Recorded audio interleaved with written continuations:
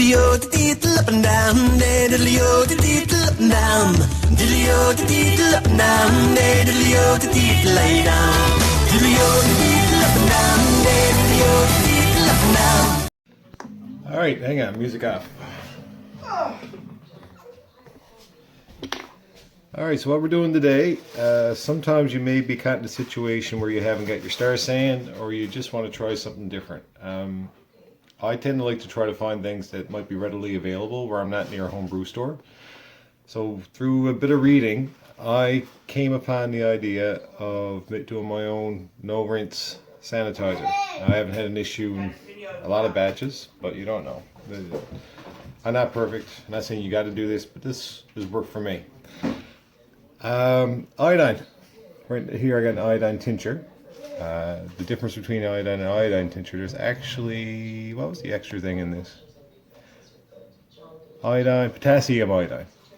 I did a lot of reading. Both of these are ingredients in different forms of sanitizers you can buy out there already. Idor and things like that. The only difference is they have polymer, which makes it more water soluble.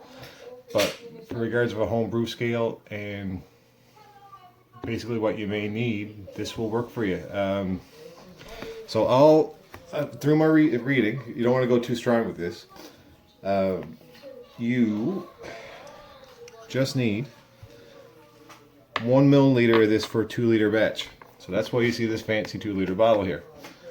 My usual brew day, I grab a 2-liter bottle, fill it up with water, and one of these things you usually got lying around for your kids or whatever, or even one of those measuring cups you can get that measure at a milliliter.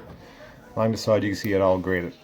Don't go over a milliliter. It'll put you into the gray zone. This is actually on the very low end of what's allowed by the FDA for regards to parts per million. I think it's 20 parts per million or something like that. I'll go back over my notes if anyone wants me to, but I did a lot of reading. So here we go. So we are trying to get to the 1 mil mark. Not really that difficult. And if you can see 1 millimeter, right? Exactly. So what's going to happen, and why I like using this, I'll show you now, is this is going to give a nice little amber color to this solution. The great thing about that is you can tell when the shelf life is up on it. If you store this, it will last a couple days. I know Star Sand lasts a lot longer, but when the color starts to disappear from the water, that's when your potency's gone, and this will no longer be a sanitizer, it'll just be a bottle of water. But if you put this in a spray bottle, spray it right on your brew if you want to, you won't notice any issues. And I've tried it. I think it's on batch 20 I've used this.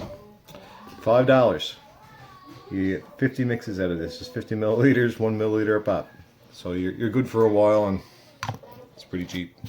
Alright, hopefully it'll help somebody, and see you guys soon.